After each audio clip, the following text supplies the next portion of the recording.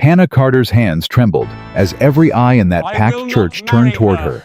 The groom's voice cut through the sacred silence like a blade. I will not marry her. Laughter erupted, cruel, sharp, merciless. Her mother's grip tightened on her arm nails, digging through the suffocating red fabric. This was Just supposed to be breathe. her salvation, Everything her is going to be escape from fine. years of whispered insults and pitying glances. Instead, it became her public execution. But then, from the very back of the church, a voice rang out, quiet but unshakable. That sounds lovely, I will. Hannah. A peaceful Before we morning indeed. continue, please subscribe to our channel and stay with us until the end of this story. Comment below with the city you're watching from. I'd love to see how far Hannah's journey travels across the world. The morning had started with her mother's hands yanking the corset strings so tight that Hannah couldn't draw a full breath. Suck it in. Margaret Carter hissed, her face flushed with effort, and something darker desperation mixed with shame. Thomas Whitmore's family is paying good money for this arrangement. You will not embarrass me. Hannah gripped the bedpost, feeling the wooden grooves dig into her palms as her mother pulled harder. The room spun slightly. She wanted to say that she couldn't breathe, that the stays were crushing her ribs, that this whole thing was wrong. But she'd learned years ago that her words didn't matter. Her feelings didn't matter. Only appearance mattered, and hers had always been the family's greatest disappointment. There. Margaret stepped back, examining her work with critical eyes that never quite managed approval. The red hides some of it at least. Keep your shawl on, and for God's sake don't cry. Your face gets all blotchy. Hannah stared at her reflection in the small cracked mirror. The girl looking back was a stranger stuffed into borrowed crimson satin, her brown hair pulled so tight it made her scalp ache. Her full cheeks painted with rouge that made her look feverish rather than pretty. She barely recognized herself. Maybe that was the point. The wagon's waiting. Margaret's voice had gone cold businesslike. She'd already moved on mentally, counting whatever payment Thomas Whitmore's land-rich family had promised. Your uncle drove it around front. Try to climb up without tearing the dress, it's the only decent one we could find in your size. The ride into town was silent, except for the creaking wagon wheels and her uncle's occasional grunt. Hannah sat perfectly still, afraid that any movement would split a seam or dislodge a pin. The morning sun beat down mercilessly, and sweat gathered beneath the layers of fabric her mother had insisted upon. She could feel it trickling down her back, soaking into the corset, making everything itch and cling. You're lucky you know, her uncle finally spoke, not looking at her. A girl like you doesn't get many offers. Thomas Whitmore could have had his pick. His father must need your pa's water rights something fierce. There it was, the truth that everyone knew but pretended to ignore. This wasn't a marriage. It was a transaction. Water rights for a wife, land for a life. And Hannah was the unfortunate currency being exchanged. I've never even met him, she whispered more to herself than her uncle. You'll meet him at the altar. That's soon enough. He spat tobacco juice over the side of the wagon. Just do as you're told and don't cause trouble. Your ma's got enough worries without you making a scene. The church loomed ahead, its white steeple cutting into the cloudless sky like an accusation. Wagons and horses crowded the yard far more than Hannah had expected. Her stomach lurched. She'd hoped for a quiet ceremony, something quick and forgettable. Instead, it looked like half the county had turned out. Why are there so many people? She asked, her voice barely audible over her thundering heart. Her uncle shrugged. The Whitmores are important folks. Folks come when they have a wedding. He pulled the wagon to a stop. Come on then. Your ma's already inside. Hannah's legs felt like water as she climbed down her uncle, offering no assistance. She stumbled slightly, catching herself on the wagon wheel, and heard a few snickers from a group of young women standing near the church entrance. Girls she'd known since childhood, girls who'd never let her forget that she didn't fit their idea of what a woman should look like. Poor Thomas, one of them said, not even bothering to lower her voice. They say he hasn't even seen her yet. I heard his father arranged everything. Thomas doesn't even want her. Who would? Hannah forced herself to keep walking, her eyes fixed on the church doors. Each step felt like moving through mud. The red dress suddenly felt less like bridal finery and more like a flag marking her humiliation. She was a spectacle, and everyone had come to watch. Inside, the church was stifling. Every pew was packed, and the air was thick with perfume, sweat, and judgment. Conversation hummed like angry bees, but it died the moment Hannah stepped through the doorway. Heads turned, eyes widened, whispers erupted. Her mother appeared at her elbow, gripping her arm hard enough to bruise. "Smile," she commanded through clenched teeth, "and walk straight. Don't shuffle." The aisle stretched before her like a path to the gallows. At the far end near the altar, she could see the back of a man's head, dark hair, broad shoulders, expensive suit. Thomas Whitmore. Her future husband, a man who'd agreed to marry her for water rights and land, never once asking to meet her first. The organ began to play, though the tune was rushed and graceless. Her mother pulled her forward, their footsteps echoing off the wooden floors. Hannah kept her eyes down, but she could feel every stare, every whispered comment. She heard goodness and poor thing, and someone's barely suppressed laugh. Halfway down the aisle, Thomas Whitmore turned to look at her. Hannah saw his expression change in an instant from polite expectation to visible shock to something worse. Disgust. His jaw tightened. His eyes traveled over her with the same look someone might give a horse that had gone lame. He said something to his father, who stood beside him, and the older man's face went red. "Keep walking," her mother hissed. But Hannah had already felt it, the shift in the room, the collective intake of breath, the sense that something terrible was about to happen. They reached the altar. The Reverend. Reverend Matthews cleared his throat nervously, his prayer book trembling slightly in his hands. He was an old man kind usually, but even he looked uncomfortable now. "Dearly beloved," he began, his voice thin and uncertain, "we are gathered here today to join this man and this woman in holy matrimony." No. The single word cut through the Reverend's recitation like an axe through wood. Thomas Whitmore stepped forward away from the altar, putting visible distance between himself and Hannah. "I will not do this," he said, his voice loud enough for everyone to hear. "I will not marry her." The church erupted in gasps and whispers. Hannah stood frozen, her mother's grip on her arm suddenly slack. She couldn't breathe.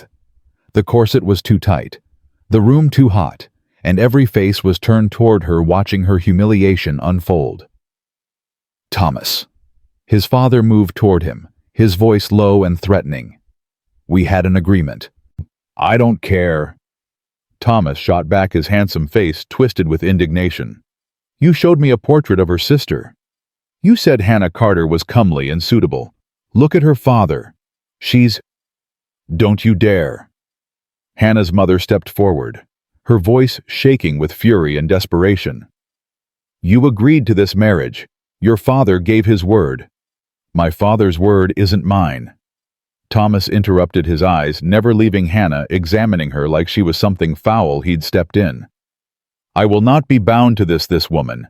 I don't care about water rights or land agreements. Find another way to settle your debts." Hannah couldn't move. She couldn't speak. The weight of every eye in that church pressed down on her like physical force. She heard laughter, sharp, vicious laughter from somewhere in the middle pews. More whispers. Someone said, "I knew this would happen." Another voice added, "What did they expect?" Her vision started to blur at the edges. She was going to faint.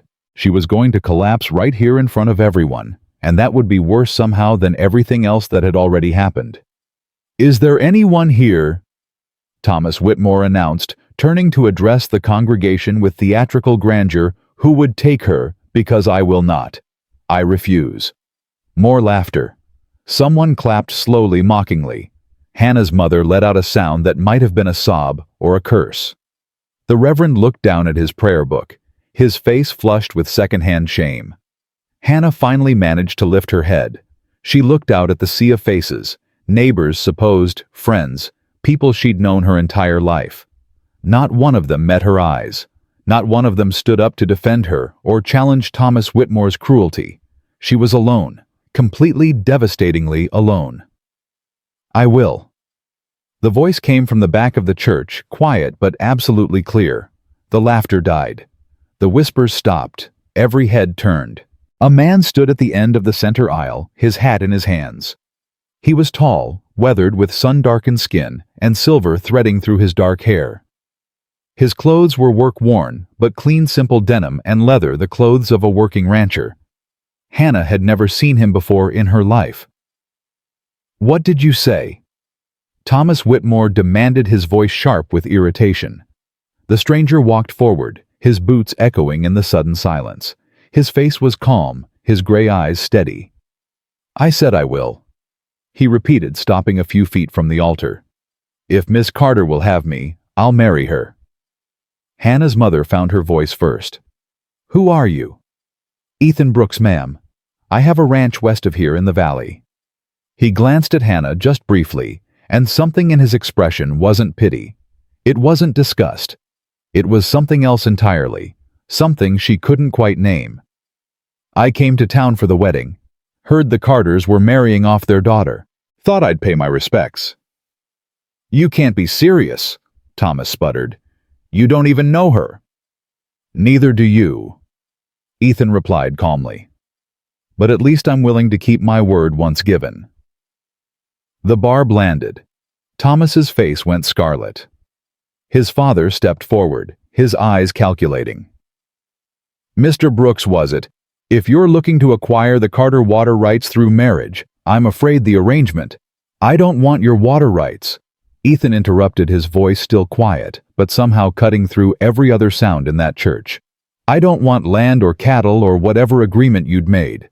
I'm offering to marry Miss Carter if she's willing, that's all." The church exploded into chaos. People shouting over each other, some outraged, some laughing, some genuinely shocked. The Reverend was trying to restore order, his thin voice lost in the din. Hannah's mother was arguing with Thomas Whitmore's father, their voices rising. But Hannah couldn't hear any of it clearly. Her ears were ringing, her heart pounding so hard she could feel it in her throat. This stranger, this Ethan Brooks, was standing there offering to marry her. A man she'd never met. A man who'd just witnessed her complete humiliation and still stepped forward. It didn't make sense. None of it made sense. Ethan turned to her fully, now ignoring everyone else in the room. "Miss Carter," he said, his voice gentle, "I know this isn't how you expected today to go. I know you don't know me, but I'm making you a genuine offer. You can walk out of here with me as my wife, or you can walk out alone. Either way, you deserve better than this." He gestured vaguely at Thomas Whitmore and the entire terrible scene. "Why?" The word escaped before Hannah could stop it, barely a whisper, but Ethan heard it. He was quiet for a moment, then said simply, "Because you deserve someone to say yes when everyone else is saying no. Because I know what it's like to stand alone when the world turns its back, on it." He held out his hand. "If you'll have me." Hannah looked at his outstretched hand. It was calloused, scarred across the knuckles, the hand of a man who worked hard for everything he had. She looked at his face, weathered, serious, but not unkind. Then she looked back at the congregation, at her mother's desperate face, at Thomas Whitmore's disgusted sneer, at all the people who'd come to watch her fail.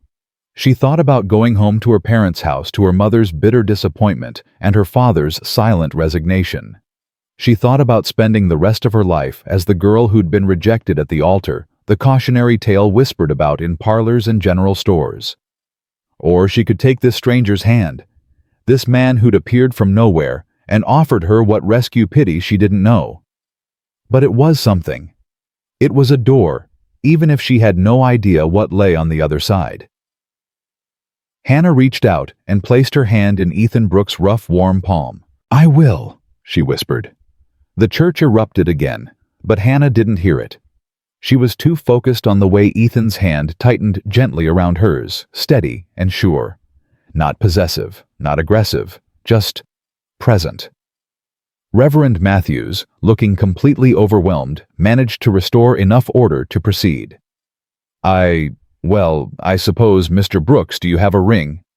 Ethan shook his head. No, sir. This wasn't planned. It's irregular, the Reverend muttered, but he was already opening his prayer book again. Highly irregular. But if Miss Carter consents, I consent. Hannah said, her voice stronger now. And her parents were willing to marry her off to that man. Ethan said, gesturing toward Thomas Whitmore. I'd say I'm an improvement. A few people laughed at that real laughter this time, not the cruel kind. Hannah felt something loosen in her chest just slightly. The ceremony was brief. Ethan Brooks spoke his vows in a clear, steady voice. Hannah repeated hers, her voice shaking, but audible.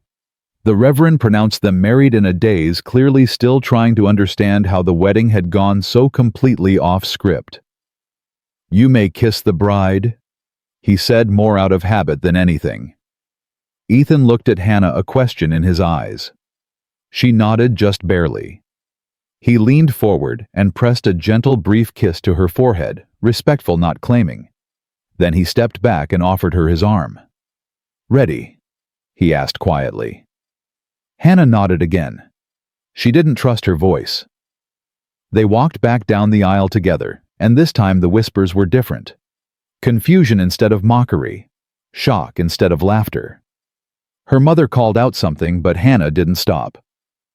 Ethan pushed open the church doors, and they stepped out into the bright afternoon sunlight. A wagon waited near the road, simple but well-maintained, pulled by two sturdy horses. Ethan helped Hannah up onto the seat with surprising gentleness, then climbed up beside her. Wait! Her mother came running out of the church, her face flushed and frantic. Hannah, you don't even know this man. Come home with us. We'll figure this out. Mrs. Carter. Ethan said, his voice firm but not harsh. Your daughter is my wife now. I'll take care of her. But you don't know her. You don't know what you're... Margaret stopped herself, but the implication hung in the air. You don't know what you're getting. I know enough, Ethan replied. He clicked his tongue at the horses, and the wagon began to move. Hannah looked back once. Her mother stood in the churchyard, her face twisted with anger, and something else. Maybe regret, maybe just disappointment that her carefully laid plans had fallen apart. Thomas Whitmore was visible in the church doorway, arguing with his father. The crowd of wedding guests spilled out onto the church lawn, all of them talking at once. Then the wagon turned a corner, and they were gone from view. The silence that followed was almost painful. Hannah sat rigid on the wagon seat, her hands clasped so tightly in her lap that her knuckles went white. She could still feel the phantom pressure of 100 staring eyes, still hear the laughter, still see Thomas Whitmore's disgusted face. She'd escaped one nightmare, but what had she walked into instead? We've got about 2 hours ride ahead of us, Ethan said after a while, his voice conversational but not forced. The ranch is in the valley west of here. Good land, decent water. House is small but solid. Hannah nodded but didn't speak. She didn't know what to say. Thank you seemed inadequate. Why did you do this seemed too direct. Are you going to hurt me seemed too revealing. There's a canteen under the seat if you're thirsty, Ethan continued. And I brought some bread and cheese in case you're hungry. I imagine you didn't get a chance to eat this morning. He was right. Her mother had been too busy yanking her into that corset and painting her face. Hannah's stomach was a knot of anxiety anyway, but she realized she was desperately thirsty. She reached under the seat, found the canteen, and took a careful sip. The water was cool and clean, and it helped settle her a little. Thank you, she finally managed. You're welcome. They rode in silence for a while longer. The town fell away behind them, replaced by open country rolling grassland, dotted with cattle, the occasional homestead in the distance. The sun was hot, and Hannah felt sweat gathering again beneath her dress, but she didn't dare complain. You can take off that shawl if you want, Ethan said, startling her. No one out here to see, and you look like you're about to roast. Hannah hesitated, then slowly removed the heavy wool shawl her mother had insisted she wear to cover up. The slight breeze on her bare arms was a relief. "That dress looks like it's torturing you," Ethan observed, not looking at her, but keeping his eyes on the road ahead. "When we get home, you can change into something more comfortable. I have some things that belong to—" He stopped himself. "Well, I have some clothes that might fit you well enough until we can get you proper things." Hannah wanted to ask who the clothes had belonged to, but she didn't dare. Instead, she asked the question that had been burning in her mind since they'd left the church. "Why did you do it?" Ethan was quiet for a long moment. The wagon wheels creaked. A meadowlark sang somewhere in the grass. "Because nobody should be treated like that," he finally said. "Because I know what it's like to be alone in a room full of people." He glanced at her briefly. "And because you stood there with your head up, even when that bastard was trying to break you. That takes courage." Hannah felt tears prick her eyes, not from sadness this time, but from something else. Relief maybe, or gratitude, or just the overwhelming sense that someone finally had seen her as more than a disappointment. "I'm not brave," she whispered. "You're still breathing," Ethan said simply. "After what happened in that church, you're still here. That's brave enough." The tears spilled over, then silent and hot running down her painted cheeks. She turned her face away, not wanting him to see, but Ethan reached into his vest pocket and pulled out a clean handkerchief, offering it without a word. Hannah took it, pressing it against her face. The fabric smelled like sage and leather. She cried quietly, letting out some of the pressure that had been building for hours, for years really. All the times her mother had sighed in disappointment. All the whispered comments she'd pretended not to hear. All the time she'd looked in the mirror and hated what she saw because everyone else seemed to hate it first. Ethan didn't tell her to stop crying. He didn't offer false comfort or awkward pats on the shoulder. He just drove the wagon and let her have her grief in peace. By the time she'd composed herself, they'd left the main road and were following a smaller track that wound through a stand of cottonwood trees. The landscape was changing, more water here, more green. She could hear a creek running somewhere nearby. "Almost home," Ethan said. Home. The word felt strange. Hannah had never really had a home, just a house where she'd never quite fit. Could a place become home in a single day, with a man she'd just met? The wagon crested a small rise, and there it was, a ranch house, low and wooden, with a covered porch and stone chimney. It wasn't large, but it looked well kept, settled into the landscape like it had grown there naturally. Behind it, Hannah could see a barn, a corral with a few horses and fields stretching toward distant hills. "It's not much," Ethan said, and for the first time, she heard something uncertain in his voice. "But it's honest land, honestly earned, and it's yours now, same as mine." The wagon pulled to a stop in front of the house. Ethan climbed down, then turned to help Hannah. She took his offered hand and stepped down, her legs shaky after the long ride. The red dress snagged on something and tore slightly, and Hannah felt a wild urge to laugh at the irony. Her mother had been so worried about this dress, and now it was ruined anyway. "Come on inside," Ethan said, moving toward the house. "I'll show you around." The interior was simple but clean. A main room with a fireplace and a table, a small kitchen area, and 2 doors leading to what must be bedrooms. Afternoon light streamed through the windows, falling across worn but well-maintained furniture. "That room's yours," Ethan said, pointing to one of the doors. "I sleep out here on the porch most nights anyway when the weather's decent, but you'll have your privacy." Hannah stared at him. "My own room."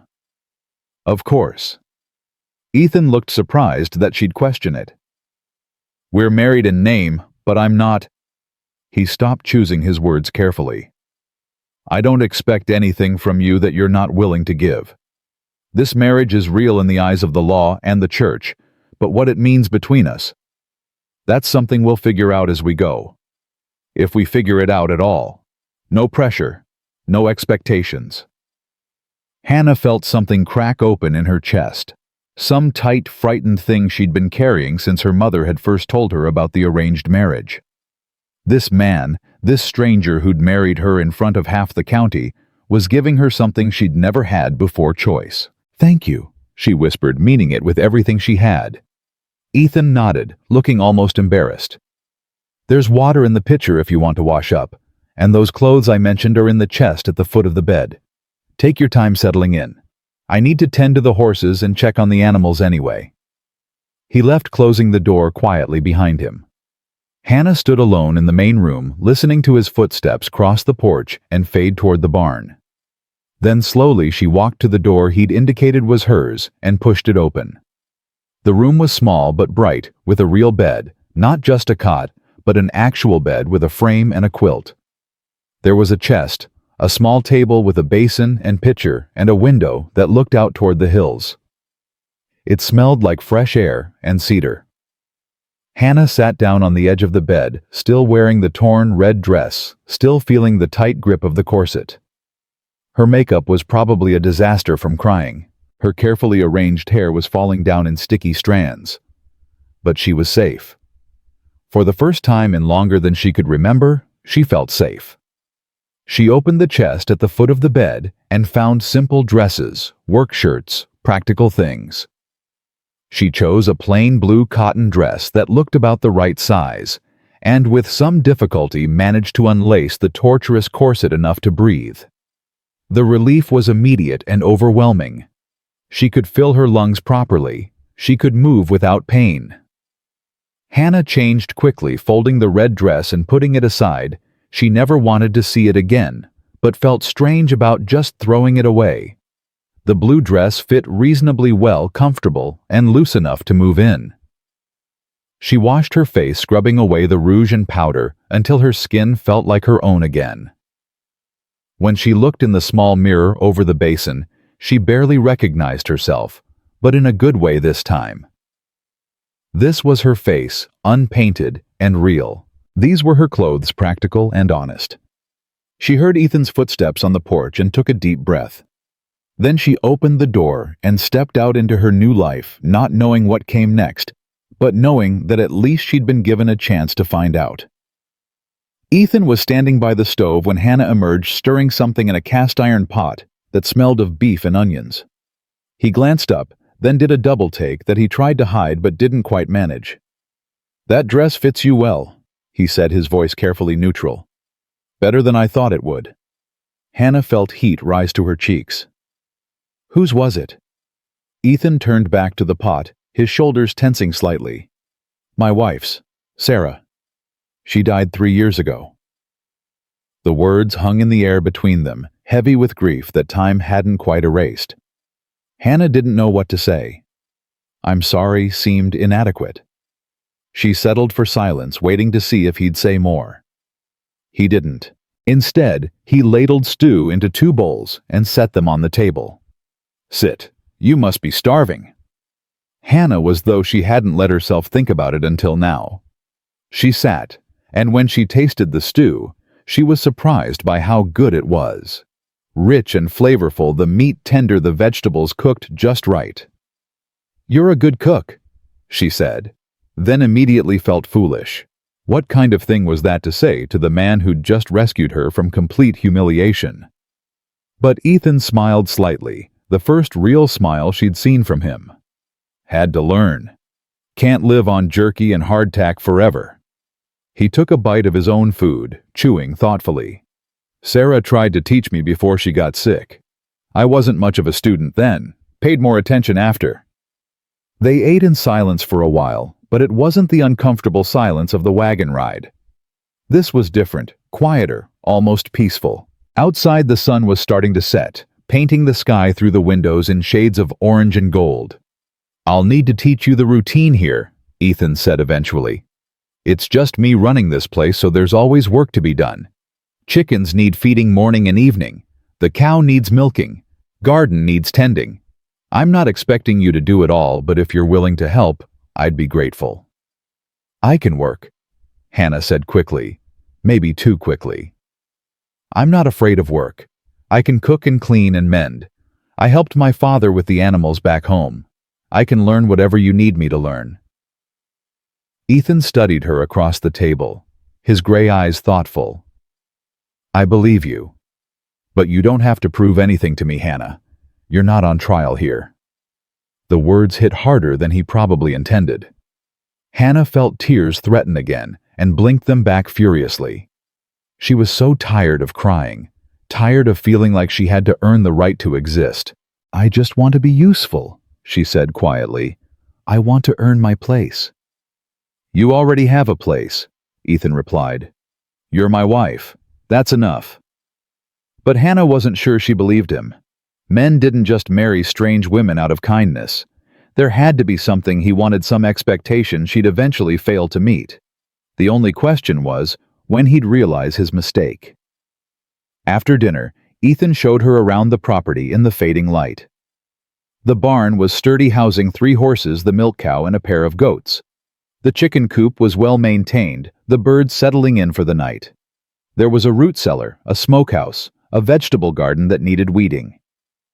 "We've got about 200 acres. Ethan explained as they walked. "Cattle range on most of it. I run about 50 head, enough to make a living, but not so many I can't manage alone. Creek runs through the property, that's our water supply.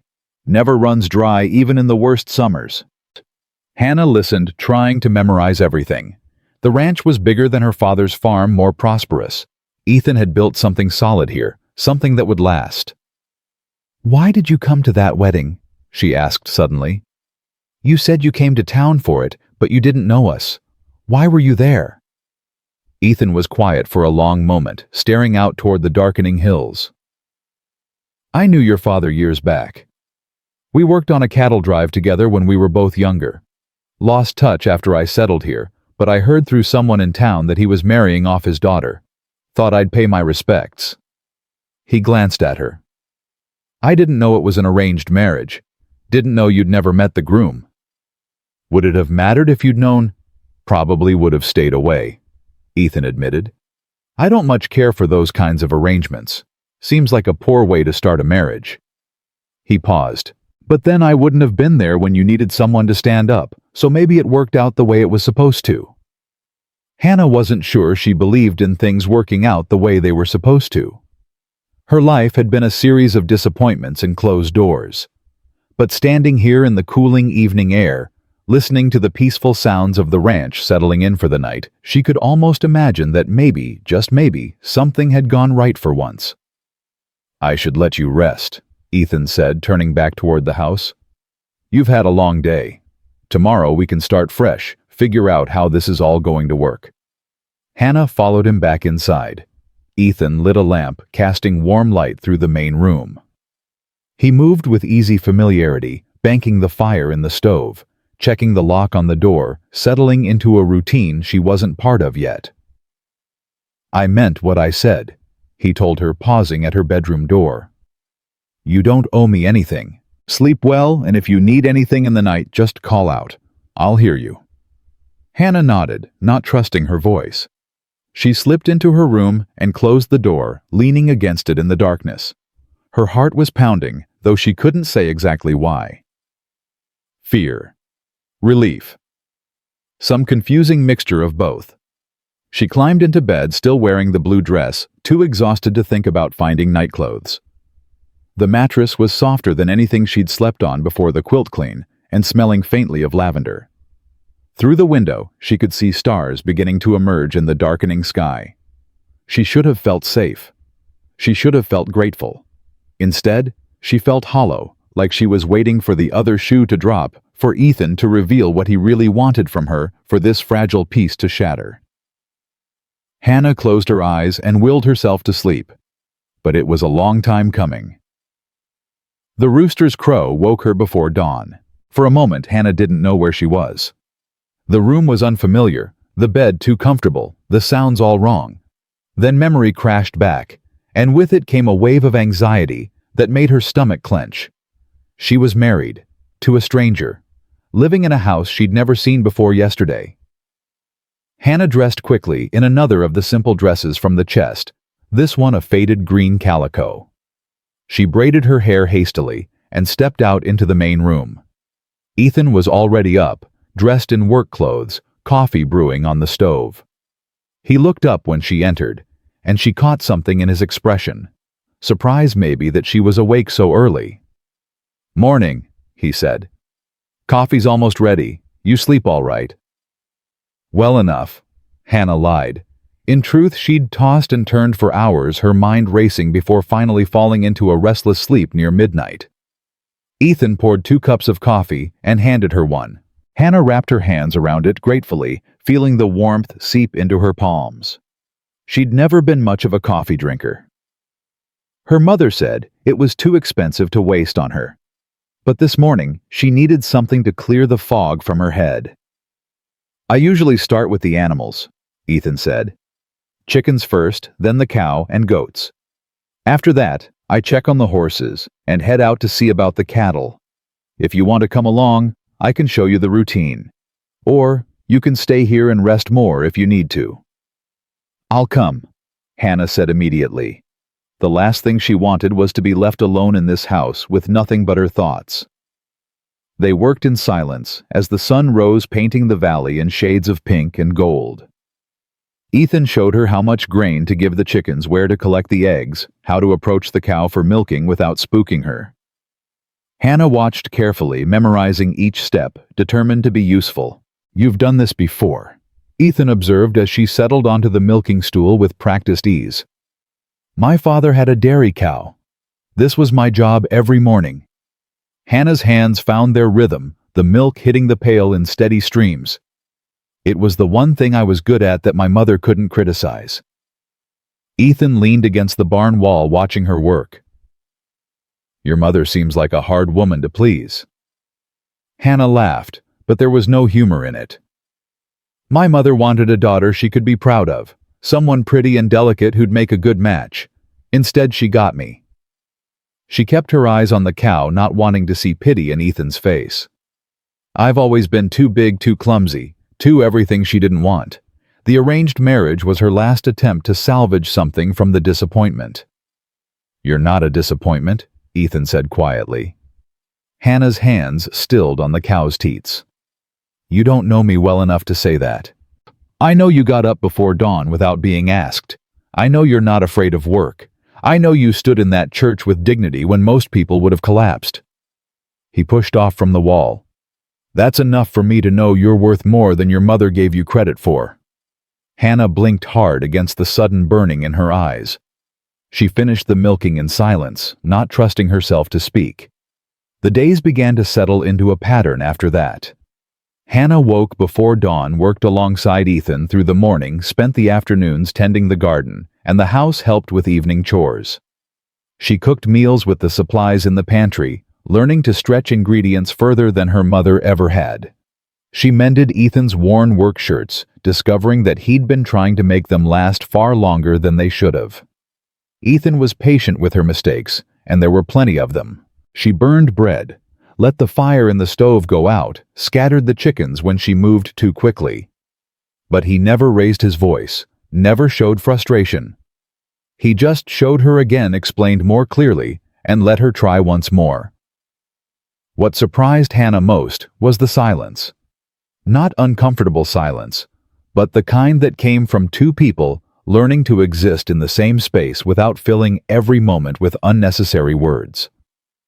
Ethan wasn't a talker by nature, and Hannah had spent so many years having her words dismissed that she'd learned to keep them to herself. They communicated in gestures and glances in the rhythm of shared work. But the silence also meant that walls stayed up between them.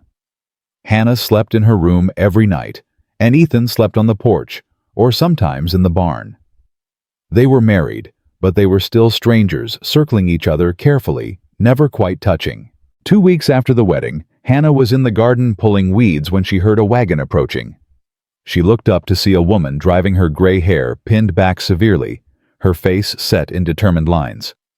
Behind her, a man who looked like he might be her husband followed on horseback. Ethan came out of the barn, wiping his hands on his pants. His expression went carefully neutral when he saw who it was. Mrs. Henderson, he said, polite but not warm. Mr. Henderson, what brings you out this way? The woman climbed down from the wagon without waiting for help, her eyes scanning the property and landing on Hannah with undisguised curiosity. We heard you got married, Ethan. Heard it was quite the spectacle. News travels, Ethan said evenly. "We wanted to meet your bride. Make sure everything's all right out here." Mrs. Henderson's tone suggested she doubted everything was all right. "It's not proper you marrying a girl you don't know. People are talking. People always talk." Ethan moved to stand closer to Hannah, not quite touching her but making his position clear. "Hannah, these are our neighbors, the Hendersons. Their place is about 5 miles north. Mrs. Henderson. Mr. Henderson, this is my wife." Hannah wiped her dirty hands on her apron and tried to smile, though her heart was hammering. This was it, the judgment she'd been dreading come to call. Mrs. Henderson looked her up and down with the same critical eye Hannah's mother had perfected. "You're the Carter girl, the one who was supposed to marry Thomas Whitmore." "Yes, ma'am," Hannah said quietly. "Humph." Mrs. Henderson sniffed. "I heard about what happened at that wedding. Shameful the way that young man behaved. No manners." She paused. "Though I also heard you were the one who caused the trouble." Hannah felt her face burn. I just... She didn't cause anything." Ethan cut in, his voice harder now. "Thomas Whitmore is a coward who humiliated her in front of half the county. Hannah handled herself with more grace than he deserved." Mrs. Henderson raised her eyebrows. "Well, you certainly are protective of her." She turned back to Hannah. "Can you cook, girl? Keep a house?" "Yes, ma'am. I'm learning what Ethan needs." "Learning good. Lord, Ethan, you married someone who doesn't even know how to run a household." "She knows plenty," Ethan said, his patience clearly wearing thin. "And what she's learning quick. Now, was there something specific you needed, or did you just come to gossip?" Mr. Henderson finally spoke up from his horse. "Now, Ethan, Martha just wanted to make sure you were all right. We've been neighbors for 10 years. We care about you." "I'm fine," Ethan said flatly. "Better than fine. And I'd appreciate it if you'd give my wife the courtesy of a proper welcome instead of an interrogation." Mrs. Henderson's face reddened slightly. For a moment, Hannah thought she might unleash a tirade. Instead, she took a breath and softened her expression, though it looked like it cost her effort. "You're right. I apologize." She looked at Hannah with something that might have been genuine sympathy. "It's just that Ethan's been alone for so long and we worry about him. We don't want to see him taken advantage of." "I'm not taking advantage of anyone," Hannah said, finding her voice finally. "I'm just trying to be a good wife and earn my place here." "Earn her place," Mrs. Henderson repeated, glancing at Ethan. "Is that how you have her thinking? Like she has to prove herself worthy?" "That's not..." Ethan started, but Mrs. Henderson held up her hand. "Look, girl, I'll give you some advice. Marriage is hard enough without one person thinking they owe the other. You're his wife now. That means you have rights same as him. Don't let anyone tell you different." She glanced at Ethan.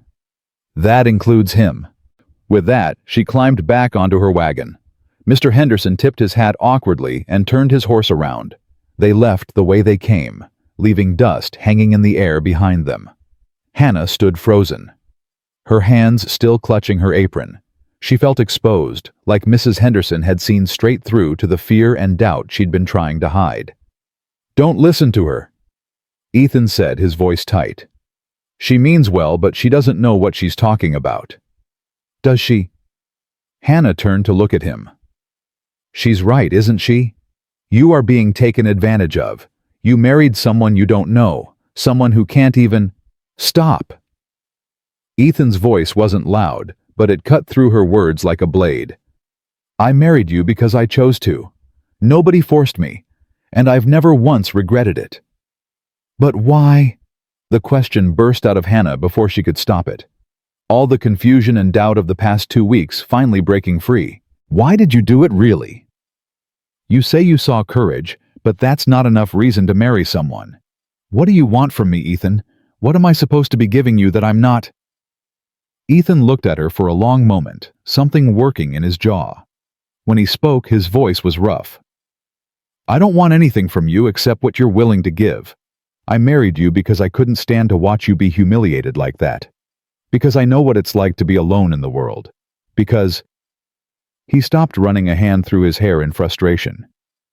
"Because Sarah died, and I've been half alive ever since, and when I saw you standing there in that church, I saw someone who deserved better than what she was getting. That's all. That's the whole reason." Hannah felt tears spill over hot against her cheeks.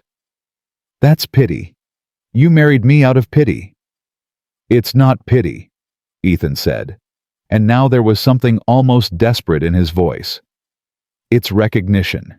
It's seeing someone who's been beaten down by life and thinking maybe, just maybe, I could help her stand back up. The same way I wish someone had helped me when Sarah died, and I didn't know how to keep going." He took a step closer, and Hannah could see the pain in his eyes, old pain, the kind that never quite healed. "I'm not asking you to love me, Hannah. I'm not even asking you to like me. I'm just asking you to stay to give this a chance. We're both broken in our own ways. Maybe we can figure out how to be broken together and make it mean something." Hannah couldn't speak past the lump in her throat. She wanted to believe him. She wanted to believe that this could be real, that she could have a place here that wasn't built on obligation or debt. But years of her mother's criticism had carved deep grooves in her heart, and they didn't fill in overnight. "I don't know how to do this," she whispered finally. "I don't know how to be someone's wife. I don't know what you need from me." Ethan reached out slowly, giving her time to pull away. When she didn't, he took her hand, rough calloused fingers, wrapping around hers with surprising gentleness. "I need you to stop trying so hard to be perfect. I need you to let yourself belong here without thinking you have to earn it every single day. Can you try to do that?" Hannah looked down at their joined hands. His palm was warm, solid, real. She thought about the past 2 weeks waking before dawn, working until she could barely stand, afraid to rest, because rest meant she wasn't being useful. Afraid that the moment she stopped proving her worth, Ethan would realize his mistake. "I can try," she said softly. Ethan squeezed her hand once, then let go. "That's all I'm asking." He glanced toward the barn. "I need to ride out and check on the north pasture. Should be back before dark. You don't have to work yourself to death while I'm gone. There's a book on the shelf in the main room if you want to read, or you could just rest." Hannah nodded, not quite trusting her voice. Ethan headed toward the barn, and she watched him go, her hand still tingling where he'd held it. Rest. When was the last time she'd allowed herself to rest, to just exist, without constantly proving she deserved to take up space? Hannah walked back into the house, her legs suddenly shaky. She looked at the book Ethan had mentioned, a worn copy of something called The Last of the Mohicans. She picked it up, feeling the weight of it in her hands, then carried it to the rocking chair by the window. She sat down slowly, half expecting someone to tell her to get back to work. But there was no one, just sunlight streaming through the glass, the gentle creak of the chair as she rocked, and the whisper of pages as she opened the book. Hannah began to read, and for the first time since the wedding, she felt something inside her start to relax. Not all the way. She didn't know if she'd ever feel completely at ease, but enough. Just enough to imagine that maybe someday this could feel like home. Hannah was still reading when the storm rolled in. She'd been so absorbed in the book that she hadn't noticed the sky darkening or the wind picking up until the first crack of thunder shook the house. She jumped, nearly dropping the book, her heart suddenly racing. The second crack came louder, closer, and Hannah felt her breath catch in her throat. She hated storms. Had hated them since she was a child, and her mother had locked her in the root cellar during a bad one, saying she was too hysterical to be around. The darkness, the sounds, the feeling of the world breaking apart around her, it all came rushing back now. She stood up quickly, looking toward the windows. Rain was starting to fall in sheets, the wind howling around the corners of the house. Where was Ethan? He'd said he'd be back before dark, but the storm had brought darkness early.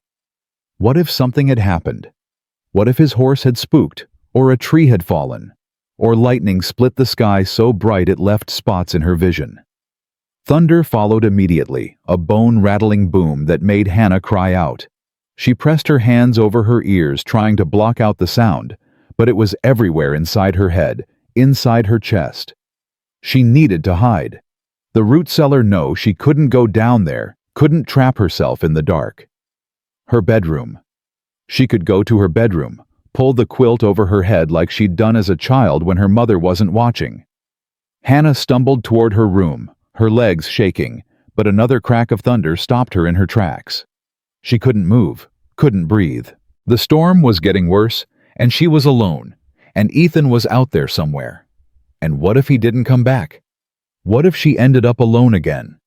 Only this time in a strange house where she didn't belong. The door burst open, and Hannah screamed. But it was Ethan soaked through water streaming off his hat and coat. He took one look at her pressed against the wall, trembling tears streaming down her face, and moved toward her immediately. "Hey," he said, his voice cutting through the roar of the storm. "Hey, it's all right. I'm here. I thought—" Hannah couldn't finish the sentence. She was shaking so hard, her teeth were chattering. Ethan stripped off his wet coat and hat, tossing them aside, then moved closer. "You're afraid of storms." It wasn't a question, but Hannah nodded anyway, unable to speak past the panic clawing at her throat. "Come here." Ethan gestured toward the rocking chair. "Sit down before you fall down." Hannah let him guide her to the chair, her legs giving out as she sank into it. Another crash of thunder made her flinch violently, and she felt Ethan's hand on her shoulder, steady grounding. "Look at me," he said quietly. "Hannah, look at me, not the windows." She forced herself to meet his eyes. They were calm, steady, not showing any of the fear she felt consuming her. "It's just noise," Ethan said. "Can't hurt you. The house is solid, been through dozens of storms worse than this. You're safe here." "I know," Hannah managed, but knowing it in her head didn't stop the terror racing through her body. "I know it's stupid, but I can't make it stop." "It's not stupid." Ethan pulled a chair over and sat down facing her close enough that she could focus on him instead of the storm raging outside. "Everybody's afraid of something. This happens to be yours." Lightning flashed again, and Hannah grabbed for something to hold onto her fingers, catching the edge of Ethan's sleeve. He didn't pull away. Instead, he shifted so she could hold his wrist, her fingers digging in hard enough to hurt. "Tell me about it," he said. "Tell me why storms scare you." Hannah shook her head, not wanting to relive it, but Ethan's voice was insistent. "Sometimes talking helps. Gives your mind something else to do besides panic. Try it." The words came out in a rush, tumbling over each other. "When I was 8, there was a bad storm. My mother said I was hysterical, that I was making it worse for everyone with my crying. She locked me in the root cellar and told me she'd let me out when I learned to control myself. But the door swelled from the rain and got stuck. I was down there for hours in the dark, listening to everything shake and crash, thinking the whole world was ending, and I was going to die alone in the dark." Ethan's jaw tightened, something dark flashing across his face. "How long were you down there?" "Until my father came home and heard me screaming. He had to break the door to get me out." Hannah's voice cracked. "My mother said I was being dramatic, that I needed to learn not to make such a fuss over nothing." "That wasn't nothing," Ethan said, his voice rough with anger that wasn't directed at her. "That was cruel. No child should be treated like that." Thunder rolled overhead, and Hannah flinched again, her grip on Ethan's wrist tightening. He didn't complain, didn't try to pull away. Instead, he started talking, his voice low and steady, weaving through the sounds of the storm. "I lost Sarah in a storm like this," he said, and Hannah's eyes snapped to his face. Not from the storm itself, but she'd been sick for months. Cancer, the doctor said, though there wasn't much he could do about it. She was in so much pain those last weeks. I'd sit with her every night, holding her hand, trying to will her better through sheer stubbornness. He paused, his eyes distant, seeing something Hannah couldn't. "The night she died, there was a storm. Worse than this one. Thunder and lightning all night long. She was scared too, not of dying, she said, but of leaving me alone. She made me promise I'd keep living, that I wouldn't just give up and let the ranch fall apart." Hannah listened, her panic starting to ebb as she focused on his words, his voice, the pain in his eyes that mirrored something in her own heart. "I broke that promise at first," Ethan continued. "After she died, I didn't care about anything. Let the animals go hungry sometimes. Let the house fall into disrepair. Spent most nights drinking myself stupid in town. It was Mrs. Henderson actually who finally knocked some sense into me. Showed up one day, looked around at the mess I'd made, and told me Sarah would be ashamed of what I'd become." "That seems harsh," Hannah said quietly. It was, but it was also true. Ethan looked at her directly now. "I'd made a promise, and I was breaking it. So I stopped drinking, started taking care of the place again, started living instead of just surviving. But the storms still remind me of that night, still make me think about loss and loneliness and all the things I couldn't control." Lightning flashed, but this time Hannah didn't flinch quite as hard. She was too focused on Ethan's face, on the vulnerability he was showing her. "So when I see you terrified like this," he said, "I understand it. I know what it's like to have fear wrap around you so tight you can't breathe. And I know that sometimes the only thing that helps is having someone sit with you through it. Someone who doesn't tell you to stop being afraid, but just stays until the storm passes." Hannah felt tears sliding down her cheeks again, but they were different this time. Not tears of panic, but something deeper, more complicated. "You don't have to stay. I'll be all right." "I know I don't have to," Ethan interrupted gently. "I want to, unless you'd rather be alone." Hannah shook her head quickly. The last thing she wanted was to be alone. They sat like that as the storm raged outside. Ethan talked about other things, about how he'd built the ranch from nothing, about the time a bear had gotten into the chicken coop and he'd had to chase it off with nothing but a frying pan, about the year the creek had flooded, and he'd spent 3 days moving cattle to higher ground. His voice was a lifeline, pulling her out of the dark memories and anchoring her to the present. Hannah found herself talking too hesitantly at first, then more freely. She told him about the small kindnesses her father had shown her when her mother wasn't watching, about the books she'd read hidden in the barn loft, about the few friends she'd had before her mother had driven them away with sharp comments about how they were too good to associate with someone like Hannah. "She never hit me," Hannah said at one point, needing him to understand. "Never raised a hand. But somehow that made it worse because I couldn't point to bruises and say this is wrong. It was just words, just looks, just this constant feeling that I was a burden she'd been forced to carry." "Words can hurt worse than fists sometimes," Ethan said. "They get inside your head and make you believe things about yourself that aren't true. Sounds like your mother was carrying her own disappointments and decided to make them yours." Hannah had never thought about it that way.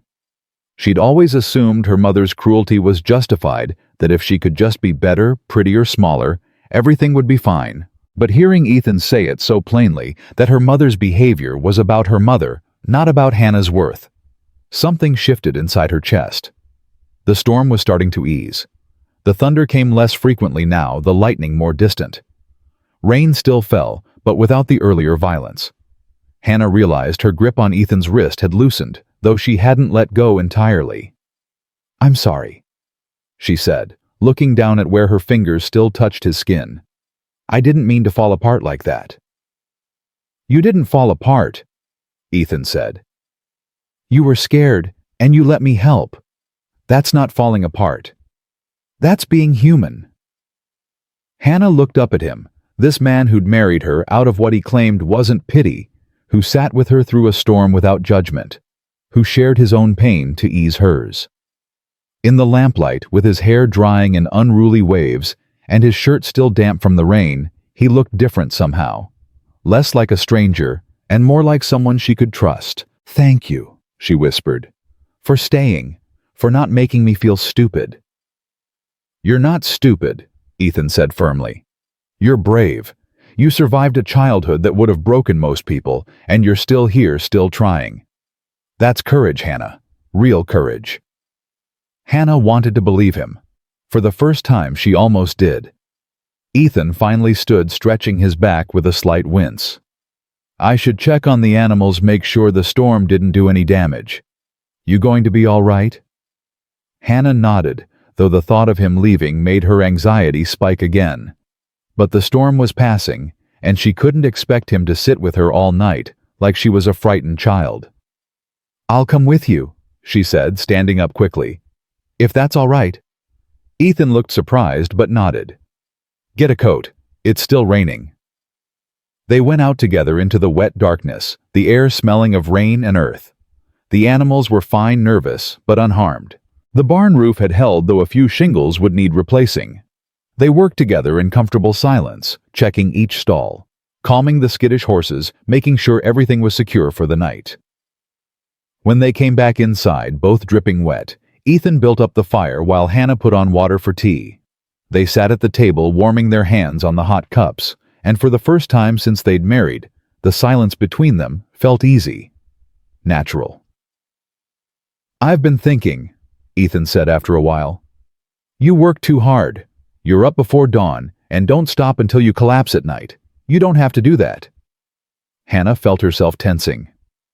I told you I want to be useful. You are useful, Ethan interrupted, but you're also wearing yourself out. Tomorrow I want you to sleep in. Don't get up until you're actually rested. I can handle the morning chores. But no arguments.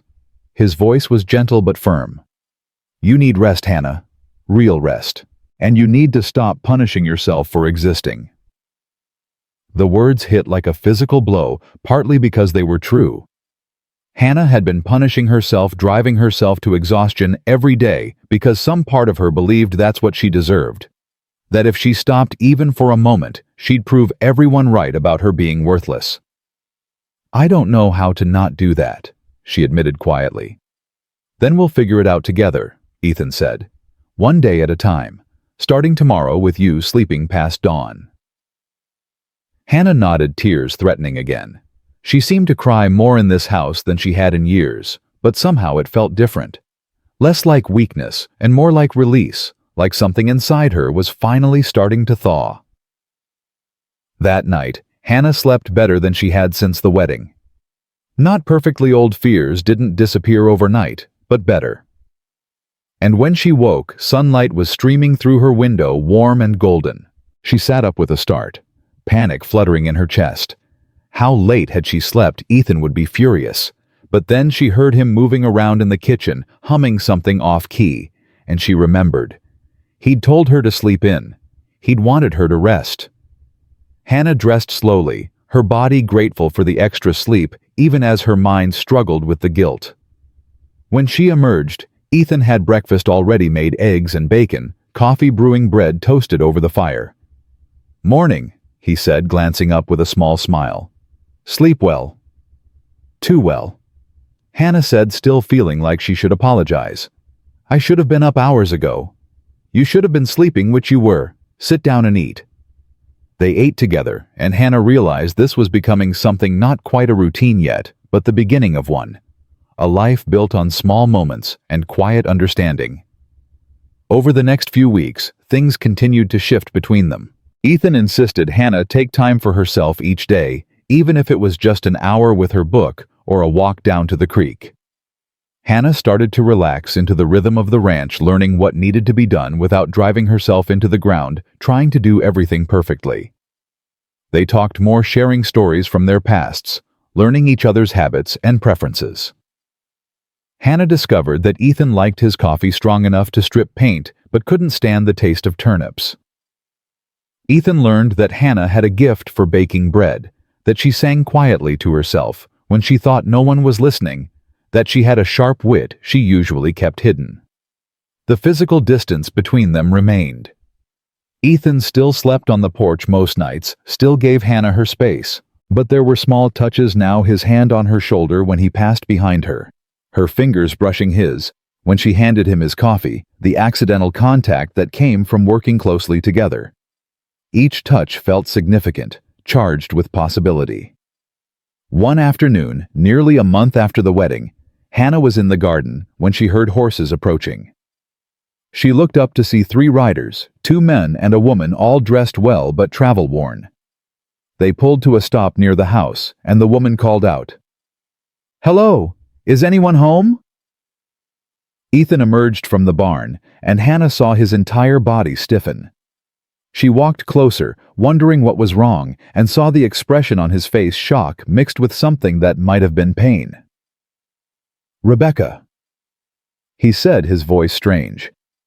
The woman dismounted gracefully, and Hannah got a good look at her. She was beautiful. Dark hair, fine features, expensive riding clothes that somehow managed to look elegant despite the dust. She smiled at Ethan, but there was uncertainty in her eyes.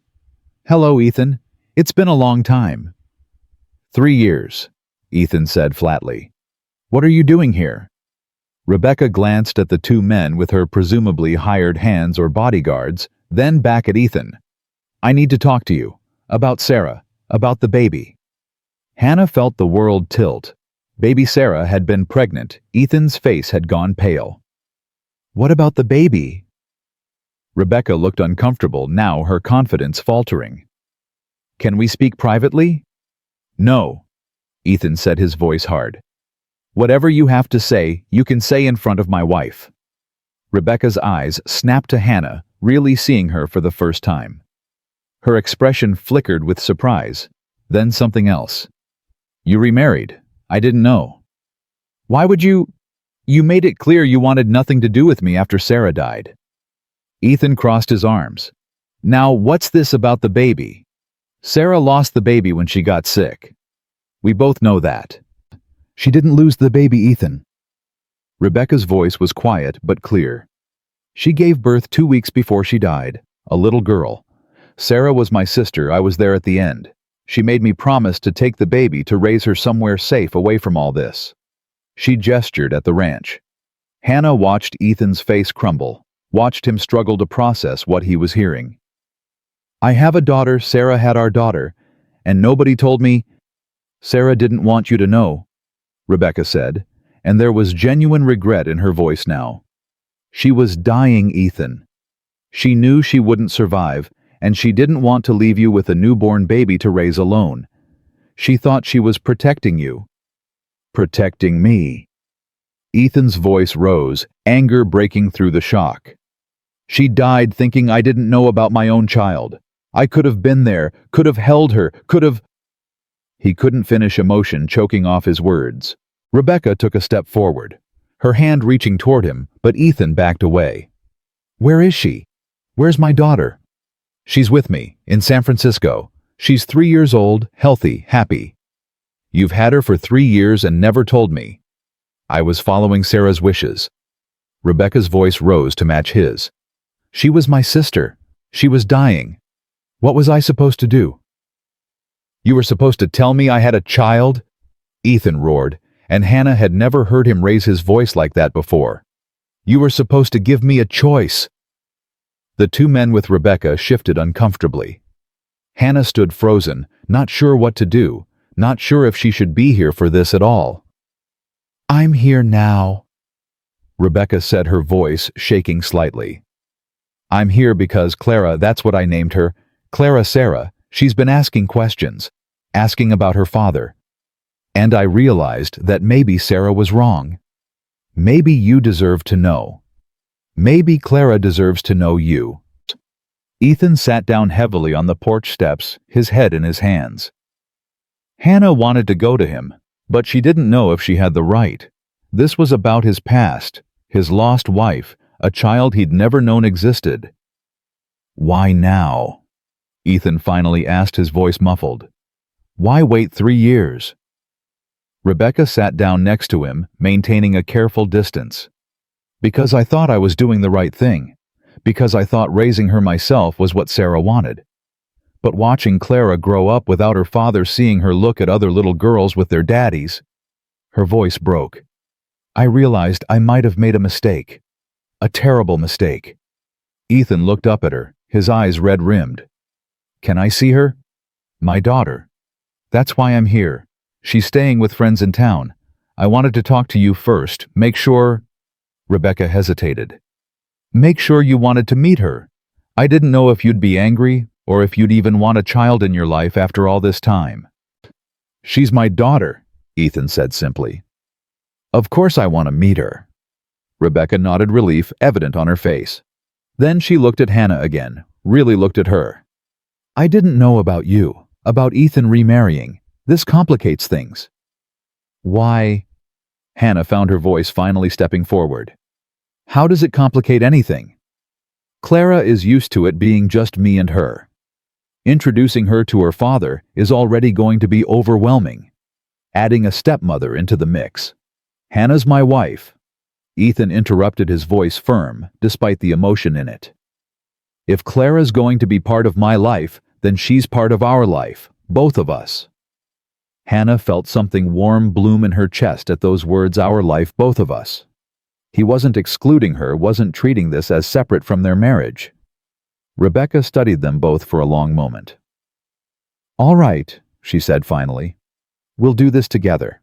But Ethan, you need to understand Clara doesn't know you. She might be scared. It might take time.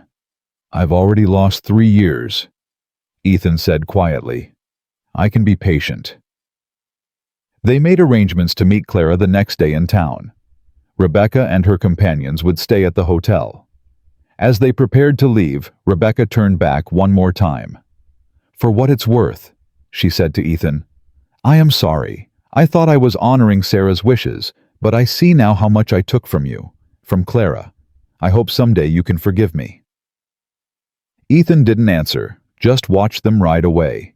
When they were gone, he sat back down on the porch steps, his whole body shaking. Hannah sat down beside him, not touching, but close enough that he'd know she was there if he needed her. I have a daughter, he said wonderingly. A little girl I've never met. Clara. She's lucky to have you as her father, Hannah said quietly. Ethan turned to look at her, his eyes searching her face. You don't have to do this, you know. This wasn't part of what you signed up for. If you want to, I don't know if this changes things. It doesn't change anything, Hannah interrupted. You're my husband. Clara is your daughter. That makes her part of this family, part of this life we're building.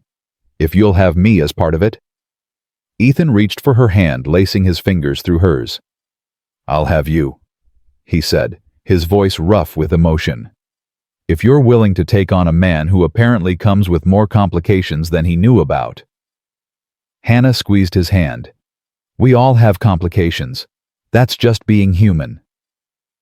They sat together on the porch as the sun set, hands clasped, facing an uncertain future, but facing it together. And for the first time since that terrible day in the church, Hannah felt like maybe she wasn't just surviving anymore. Maybe, just maybe, she was starting to live. Hannah barely slept that night. She lay in bed listening to Ethan pace the porch, his footsteps restless and uneven. Every time she closed her eyes, she saw his face when Rebecca had told him about Clara. The devastation, the anger, the hope, all tangled together. She wanted to go to him, but she didn't know what to say. Didn't know if she had the right to intrude on grief, this personal. When dawn finally came, Hannah dressed carefully in the nicest of Sarah's old dresses, a dark blue calico that fit her well. She brushed her hair until it shone, then braided it neatly. If she was going to meet Ethan's daughter today, she wanted to look presentable, respectable, like someone who might belong in a child's life. Ethan was already in the kitchen when she emerged, but he hadn't made coffee or started breakfast. He just stood at the window staring out at nothing, his shoulders tense. Did you sleep at all? Hannah asked quietly. He shook his head. Kept thinking about all the time I've lost. 3 years of her life gone. I'll never get those back. First words, first steps, all of it gone. Hannah moved to the stove and started the coffee, needing something to do with her hands. You can't change what's already happened. All you can do is be there for what comes next. What if she hates me? The question came out raw, vulnerable. What if Rebecca's right, and I'm just going to overwhelm her? What if she takes one look at me and wants nothing to do with me? Then you'll be patient, Hannah said, pouring water into the pot. You'll give her time, you'll show her that you're safe and that you're not going anywhere. She turned to face him. Children are more resilient than we give them credit for, and 3-year-olds are especially good at knowing who genuinely cares about them. Ethan finally looked at her, really looked at her. How are you so calm about this? Hannah laughed, but there was no humor in it. I'm not calm, I'm terrified. What do I know about children? What if I say the wrong thing or do the wrong thing? What if she can tell I don't belong here? You belong here, Ethan said firmly, crossing the space between them. Don't ever think you don't belong here, Hannah. You're my wife. You have every right to be part of this. Hannah wanted to believe him, but doubt gnawed at her. She was still the girl who'd been rejected at the altar, who'd been told her whole life that she wasn't good enough. Now she was supposed to be a stepmother to a child whose real mother had been beautiful, refined, everything Hannah could never be. They made the ride to town in near silence, both lost in their own thoughts. The closer they got, the more Hannah's anxiety grew. She kept her hands clasped tightly in her lap, her knuckles white with tension. The hotel was the nicest building in town, 3 stories of painted wood with a wide front porch. Rebecca was waiting outside with a small girl who had dark curls and Ethan's gray eyes. The moment Clara saw them approaching, she pressed closer to Rebecca, her thumb going to her mouth. Ethan climbed down from the wagon carefully, his movements slow and deliberate, like he was afraid of spooking a wild animal. Hannah followed, hanging back slightly, not sure where she fit into this moment. Clara, Rebecca said gently, kneeling beside the child. Remember what we talked about? This is your papa, your daddy. Clara stared at Ethan with wide, solemn eyes. She didn't cry or hide, but she didn't reach for him either. Just watched him with the careful wariness of a child who'd learned to be cautious. Ethan knelt down too, putting himself at Clara's eye level. Hannah could see his hands shaking slightly. Hello, Clara, he said, his voice gentle. I'm very happy to meet you. Clara didn't respond, just kept staring. Her thumb remained firmly in her mouth. She's a little shy, Rebecca said, though there was defensiveness in her tone. She'll warm up once she gets to know you. Ethan nodded, not taking his eyes off his daughter. That's all right, we have time. He glanced up at Rebecca. Right, we have time. Rebecca's expression softened. Yes, I thought if you're willing, Clara and I could stay in town for a few weeks. Give you a chance to spend time with her, let her get used to you. Then we can talk about what comes next. What comes next? Ethan repeated. She's my daughter. What comes next is she stays with me. Clara's eyes widened at the intensity in his voice, and she pressed even closer to Rebecca. Hannah saw Ethan notice this, and force himself to take a breath to soften. I'm sorry, he said more quietly now. I didn't mean to sound, I just want to be her father. Want her to know she has a home here if she wants it. Let's take this slowly, Rebecca said. For Clara's sake. She's been through a lot of change in her short life. We don't want to overwhelm her. Ethan nodded reluctantly, then turned his attention back to Clara. Would you like to see my ranch? I have horses. And chickens. Do you like chickens? Clara pulled her thumb out of her mouth just long enough to whisper, chickens peck. They do, Ethan agreed seriously. But only if you're not careful. If you're gentle with them, they're very friendly. Would you like to learn how to feed them? Clara looked up at Rebecca, seeking permission or reassurance. Rebecca nodded. It's all right, sweetheart. Your papa wants to show you where he lives. The words, your papa, seemed to hang in the air. Clara looked back at Ethan, studying him with an intensity that was almost painful to witness. Hannah could see Ethan holding himself perfectly still, hardly breathing, waiting for his daughter's verdict. Okay, Clara said finally, her voice barely audible. The relief on Ethan's face was almost overwhelming. He stood up carefully, offering his hand to Clara. She didn't take it, instead reaching for Rebecca's hand and holding tight. I'm coming too, Rebecca said quickly. Just for today, to help her feel comfortable. Hannah saw Ethan's jaw tighten, but he nodded. They all climbed into the wagon, Clara sitting between Rebecca and Ethan as far from him as she could manage, and Hannah on the other end, feeling like an intruder in this family reunion. The ride back to the ranch was awkward. Ethan tried to make conversation with Clara, asking about her favorite foods, her favorite games, what she liked to do. Clara answered in whispers or single words, never quite looking at him. Rebecca filled in the gaps, explaining that Clara loved stories, that she had a rag doll named Molly, that she was learning her letters. Hannah stayed quiet, watching this delicate dance, and feeling increasingly uncertain about her place in it. She was Ethan's wife, yes, but Clara already had a mother figure in Rebecca. Where did that leave her? What role was she supposed to play? When they reached the ranch, Clara's eyes went wide at the sight of the horses. "Big," she breathed.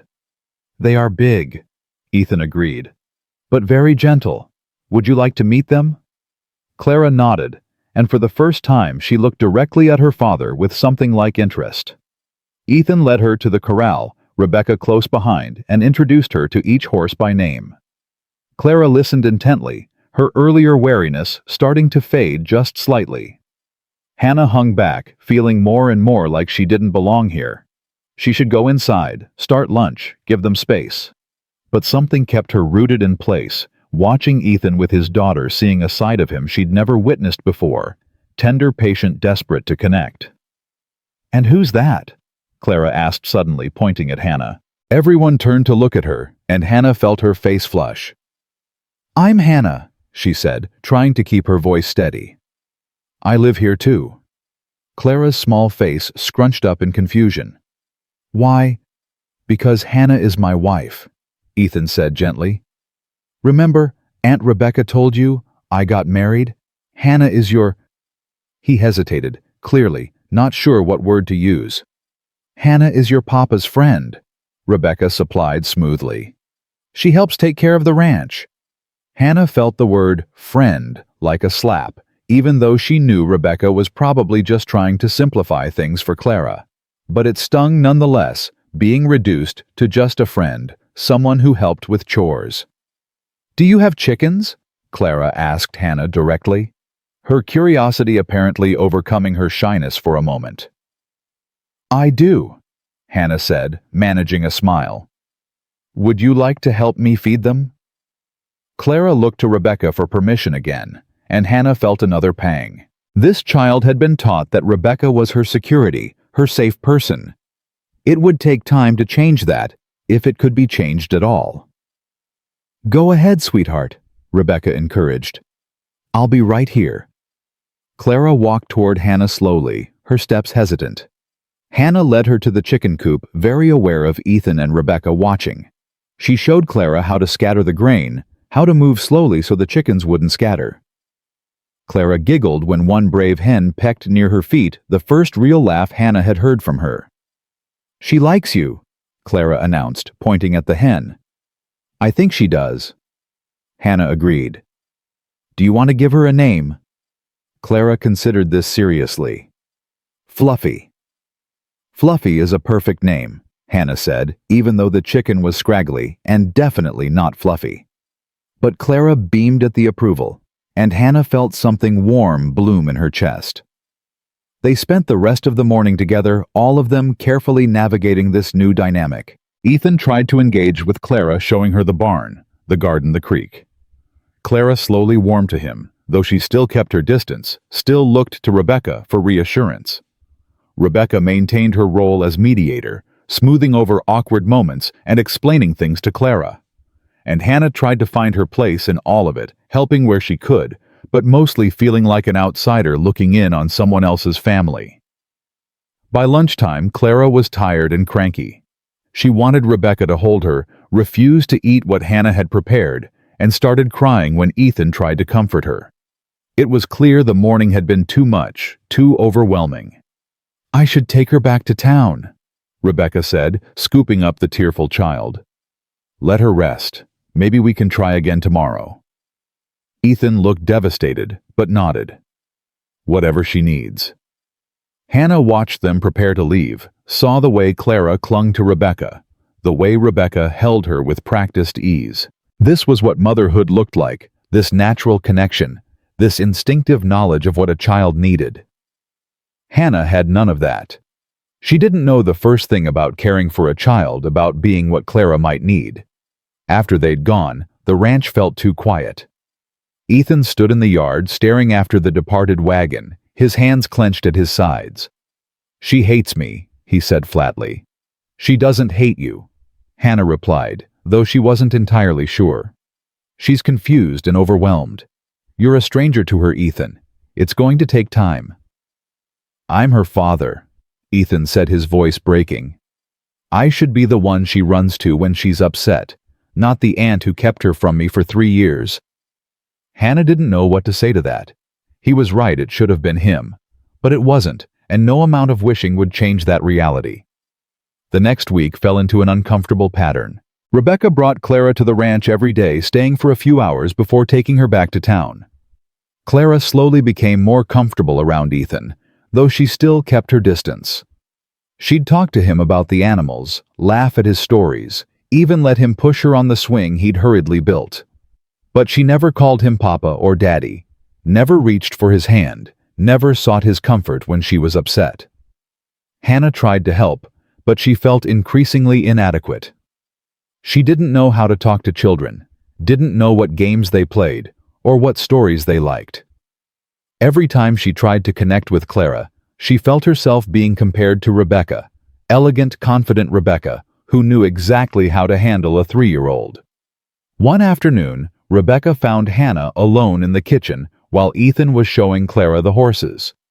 "You're very patient with her," Rebecca said, though it sounded more like an observation than a compliment. "I'm trying," Hannah replied, scrubbing a pot harder than necessary. "Though I'm not sure I'm very good at it." Rebecca leaned against the counter, studying her. "Can I ask you something? How long have you and Ethan been married?" "About 6 weeks." Rebecca's eyebrows rose. "That's not very long. And yet here you are, suddenly expected to be a stepmother. That must be difficult."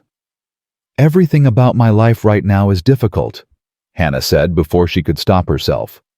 Then, embarrassed, she added, "I'm sorry, I didn't mean—" "No, it's all right," Rebecca interrupted. "I can only imagine how strange this must be for you. Ethan marrying you so suddenly, then finding out he has a daughter, it's a lot to take in." Hannah set down the pot, turning to face Rebecca. "Can I ask you something? Why did you really come here? Why now, after 3 years?" Rebecca was quiet for a long moment. "The truth, I'm getting married. My fiancé is a banker in San Francisco, a good man, but he's made it clear he doesn't want to raise another man's child. He wants children of his own, not a ready-made family." She looked down at her hands. "I love Clara, but I also want a life of my own, a husband, children, and I can't have that if I'm raising my sister's child alone." Hannah felt cold. "So you're just going to leave her here, with a father she barely knows?" "What choice do I have?" Rebecca's voice rose defensively. "I gave up 3 years of my life for Clara. 3 years of staying in San Francisco when I wanted to travel, of turning down suitors who didn't want the complication of a child. I love her, but she's not mine. She's Ethan's. And maybe it's time he took responsibility for that. He would have taken responsibility 3 years ago if you'd told him she existed." Hannah shot back, anger flaring. "You can't blame him for not being there when you actively kept him away." "Sarah didn't want him to know." Rebecca's composure cracked. "My sister was dying, and her last wish was that I take Clara and raise her away from this ranch in the middle of nowhere. She wanted more for her daughter than a life of hard work and isolation." "Sarah didn't know what she was talking about," Hannah said fiercely. "This ranch is a good place. Ethan is a good man. Clara would be loved here, safe here. That's more than a lot of children get." Rebecca stared at her, something shifting in her expression. "You really care about them, don't you? About Ethan and Clara?" "Of course I do," Hannah said, realizing as she spoke that it was true. Somewhere in the past 6 weeks, Ethan had become more than just the man who'd saved her from humiliation. He'd become important to her, someone she cared about, someone whose happiness mattered. And Clara, Difficult, confusing Clara was part of him, which meant she was part of Hannah's life too, whether Hannah felt ready for it or not. "I'm sorry," Rebecca said quietly. "I didn't mean to put you in the middle of all this. I need to know that Clara will be all right, that she'll be loved and cared for. Can you promise me that?" Hannah thought about everything she didn't know, all the ways she might fail at this. But she thought about Ethan's face when he looked at his daughter, about the care he took with every word and gesture, and she thought about her own childhood, about what it felt like to be unwanted and burdensome. "I promise," she said. "We'll take care of her. We'll make sure she knows she's loved." Rebecca nodded, blinking back tears. "Thank you. That means more than you know." That evening, after Rebecca and Clara had left again, Hannah found Ethan in the barn. He was brushing one of the horses with mechanical movements, not really paying attention to what he was doing. "She's still not calling me Papa," he said without preamble. "A week and she still acts like I'm a stranger." "She's 3 years old," Hannah reminded him gently.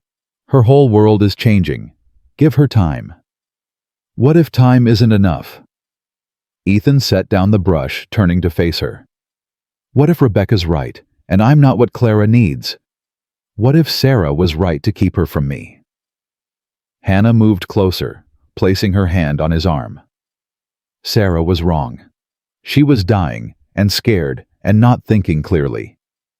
You would have been a good father to Clara from the beginning if you'd been given the chance. You don't know that. "Yes, I do," Hannah said firmly. "I've watched you with her this week.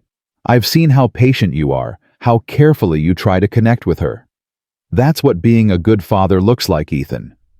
It doesn't always look like a child immediately loving you back." Ethan covered her hand with his, the gesture almost unconscious. "What about you? I've barely asked how you're doing with all this. You signed up to be my wife, not a mother to a child you didn't know existed." "I signed up for whatever our life together brings," Hannah said, surprised by her own certainty. "That includes Clara.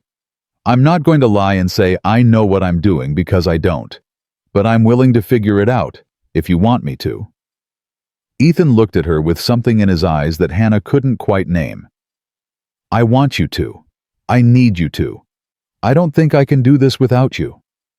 The vulnerability in his voice made Hannah's chest ache. "You're not doing it without me. We're doing it together." Ethan pulled her closer, wrapping his arms around her in a hug that felt different from any contact they'd had before. More intimate, more real. Hannah let herself lean into him, feeling the solid warmth of his body, the steady beat of his heart. For the first time since Clara had appeared in their lives, she felt like maybe they could handle this. Maybe they could be what this child needed. The next day, Rebecca arrived without Clara. Hannah's heart jumped with worry, but Rebecca quickly explained that Clara was napping at the hotel. "I wanted to talk to both of you," she said, sitting at the table while Hannah poured coffee. "About the future. About what happens next." Ethan sat down across from her, his jaw tight. "What do you mean what happens next? Clara stays here. With us. Where she belongs."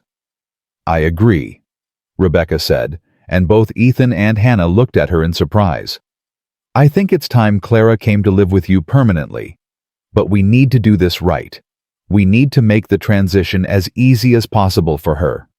"How?" Hannah asked. Rebecca pulled out a small notebook, clearly having thought this through. "First, I think I should stay in town for another month. Keep bringing Clara here every day, gradually extending the visits. Let her get used to sleeping here overnight before I leave completely. Give her time to bond with both of you." "A month," Ethan repeated. "That's a long time." "It's nothing compared to the rest of her childhood," Rebecca countered. "We do this right, or we risk traumatizing her. She's already lost her mother.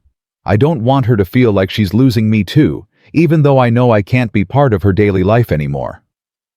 Hannah saw the wisdom in this, even though she could tell Ethan wanted his daughter now immediately wanted to make up for all the lost time. But Clara's needs had to come first. "All right," Ethan said finally. "A month. But after that, I go back to San Francisco and Clara stays here as your daughter," Rebecca finished. "I'll visit when I can write letters, stay part of her life. But you and Hannah will be her parents, her family." Parents. The word hit Hannah like a physical thing. She was going to be Clara's mother, or as close to a mother as the girl would have. The responsibility of it was terrifying. But as she looked at Ethan's face, saw the hope and fear and love all tangled together, she knew she had to try. For him. For Clara.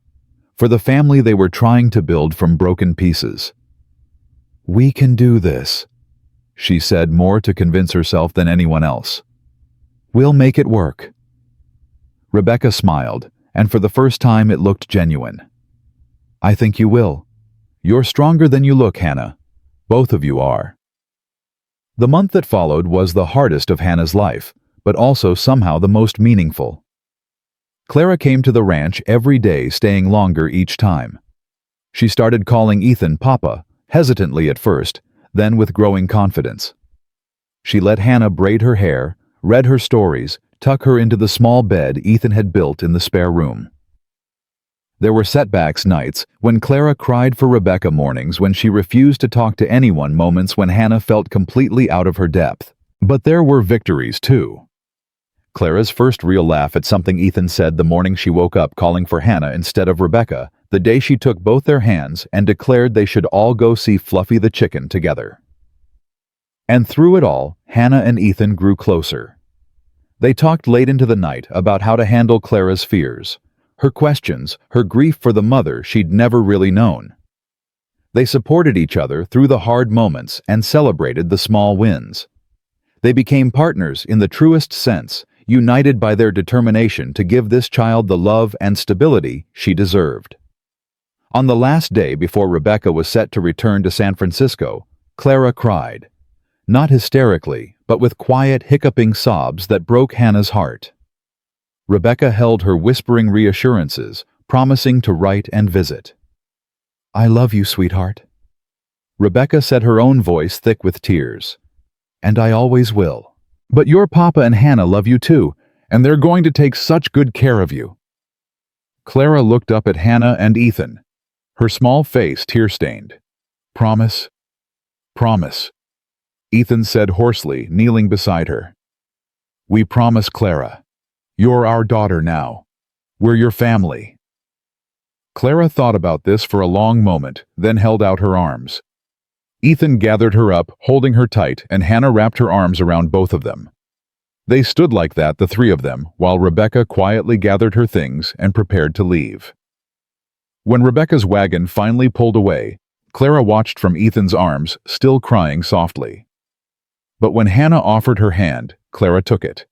And when they walked back into the house together, it felt like something had shifted, settled into place. They were a family now, unconventional, imperfect, still figuring things out, but real nonetheless. And as Hannah tucked Clara into bed that night, listening to her whisper, "Good night, Mama Hannah," she felt something she'd never felt before in her entire life. She felt like she belonged. The word Mama echoed in Hannah's heart long after Clara had fallen asleep. She stood in the doorway of the child's room, watching the rise and fall of her small chest, still hardly believing this was real. 3 months ago, she'd been standing at an altar being rejected. Now she was a wife and a mother, and somehow both felt more natural than anything she'd experienced in her entire life. Ethan found her there an hour later, still watching Clara sleep. He slipped his arm around her waist, and Hannah leaned into him without thinking. "She called me Mama," Hannah whispered, afraid that saying it too loudly might break the spell. "I heard," Ethan said, his voice warm. "You are her mama now, in all the ways that matter." Hannah turned to look at him, seeing his face softly lit by the lamp he carried. "Are you all right? With Rebecca leaving? With all of this?" Ethan was quiet for a moment, considering. "I'm angry still. At Rebecca for keeping Clara from me, at Sarah for asking her to. But mostly I'm just grateful. Grateful that she's here now. Grateful that you're here." He paused, his gray eyes meeting hers. "I don't think I could do this without you, Hannah. I don't think I'd even want to try." Something shifted between them in that moment. Something that had been building since the night of the storm, since Clara had arrived, since they'd started building this life together. Hannah felt it in the air, in the warmth of his hand on her waist, in the way he was looking at her, like she was something precious. "Ethan," she started, but she didn't know how to finish, didn't know how to put into words what she was feeling. He seemed to understand anyway. "Come outside with me, just for a few minutes. We can hear her if she wakes." They stepped out onto the porch, and the night air was cool and clean, filled with the sound of crickets and the distant creek. Ethan kept his arm around her, and Hannah realized she'd stopped questioning whether she deserved this, stopped waiting for him to realize his mistake. Somewhere along the way, she'd started to believe she belonged here. "I need to tell you something," Ethan said, turning to face her fully. "And I need you to really hear it, not just listen and then dismiss it the way you do when I tell you you're doing a good job or that you matter." Hannah's heart started beating faster. "All right. I married you to save you from humiliation." Ethan began, and Hannah felt her stomach drop. Here it was, the truth she'd been dreading. "But I'm not still married to you out of pity or obligation, or because it's convenient to have help with Clara." "Then why?" Hannah asked, her voice barely audible. "Because over these past 3 months, you've become the most important person in my world," Ethan said simply. "Because I wake up looking forward to seeing your face. Because when something good happens, you're the first person I want to tell. Because watching you with Clara, seeing how much you love her, even though you're terrified of failing her, it makes me fall a little more in love with you every single day." Hannah's breath caught. "You love me. I love you." Ethan confirmed, his hands coming up to cup her face gently. "I love your strength and your kindness, and the way you sing to yourself when you think no one's listening. I love how hard you try at everything, even when you're scared. I love the woman you are, Hannah. Not despite who you are, but because of it." Tears were streaming down Hannah's face, but for once they were good tears, healing tears. "I love you too," she whispered. "I think I started falling in love with you that first night when you sat with me through the storm, when you shared your pain to ease mine. I just didn't know if I was allowed to feel it." "You're allowed to feel anything you want," Ethan said, his thumbs wiping away her tears. "You're allowed to be happy, Hannah. You're allowed to take up space and be loved and know that you're worth all of it." Then he kissed her, gentle and reverent, like she was something breakable and infinitely valuable. Hannah kissed him back, pouring 3 months of gratitude and hope and love into it. When they finally pulled apart, both of them were trembling. "I think we should go to town," Ethan said after a moment, his voice unsteady. "There's something I need to do." Hannah looked at him questioningly, but he just smiled mysteriously. "Trust me." "I trust you," Hannah said, and realized she meant it completely. The next morning they made the trip to town with Clara, who chattered excitedly about all the things she wanted to show them. Hannah noticed that Ethan seemed nervous, his hands gripping the reins tighter than usual, but he wouldn't tell her what he had planned. When they reached town, Ethan drove past the general store and the hotel, heading straight for the church. Hannah's stomach clenched as memories of that terrible day came flooding back. Standing at the altar, Thomas Whitmore's disgusted face, the cruel laughter. "Ethan, why are we here?"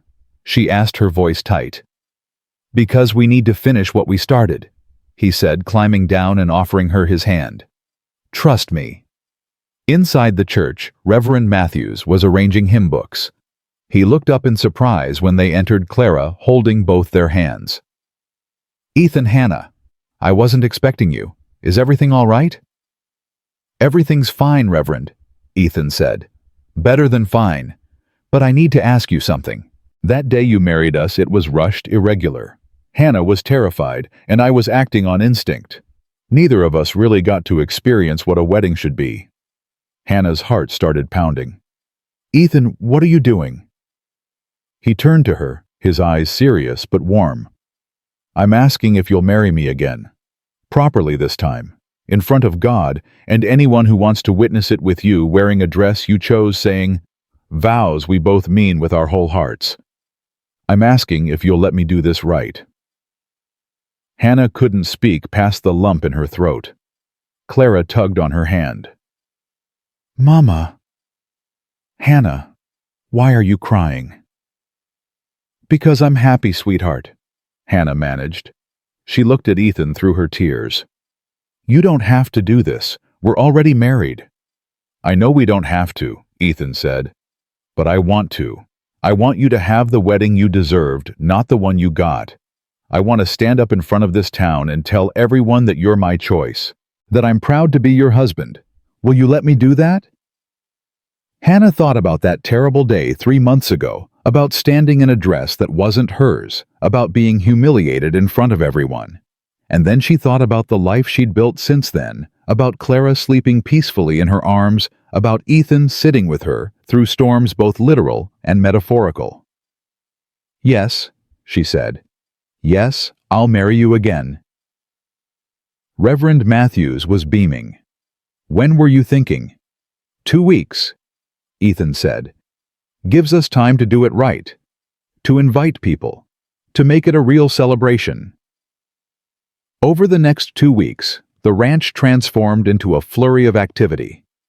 Mrs. Henderson, who'd been cool toward Hannah at first, threw herself into helping with preparations. She brought fabric for a new dress, took Hannah's measurements, and enlisted 3 other women to help with the sewing. "You're getting a proper wedding dress this time," Mrs. Henderson declared, her earlier criticism replaced with determined support. "Something that makes you feel beautiful, because you are beautiful, girl, whether you believe it or not." Hannah stood in Mrs. Henderson's parlor as the women pinned and tucked fabric around her. The dress taking shape was simple, but lovely cream-colored cotton, with delicate embroidery at the collar and cuffs, fitted but comfortable, nothing like the suffocating red monstrosity her mother had forced her into. "My mother won't come," Hannah said quietly as Mrs. Henderson marked a hem. "I sent her a letter, but I don't expect she'll respond." "Then she's a fool," Mrs. Henderson said bluntly. "You've made yourself a good life here, Hannah.